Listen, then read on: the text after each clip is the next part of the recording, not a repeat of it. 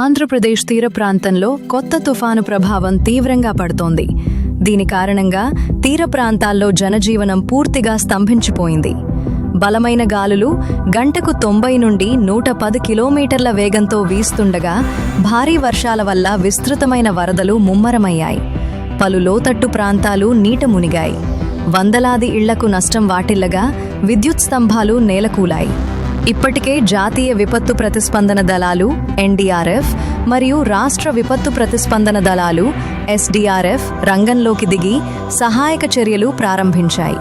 అధికారులు తీర ప్రాంత నివాసితులను తక్షణమే సురక్షిత ప్రాంతాలకు, పునరావాస కేంద్రాలకు వెళ్లాలని సూచిస్తున్నారు. అప్రమత్తత చర్యల్లో భాగంగా పాఠశాలలు, కార్యాలయాలకు సెలవులు ప్రకటించారు. ప్రధానంగా విద్యుత్ సరఫరా అంతరాయాలు, టెలికమ్యూనికేషన్ వ్యవస్థ స్తంభించిపోవడం వల్ల ప్రజలు తీవ్ర ఇబ్బందులు ఎదుర్కొంటున్నారు.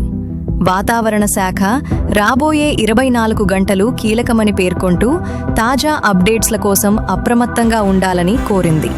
స్థానిక పరిపాలన అన్ని విధాలా ప్రజలకు గరిష్ట మద్దతును అందిస్తోంది. తుఫాను ప్రభావంపై మరిన్ని వివరాలు ఎప్పటికప్పుడు అందిస్తాము.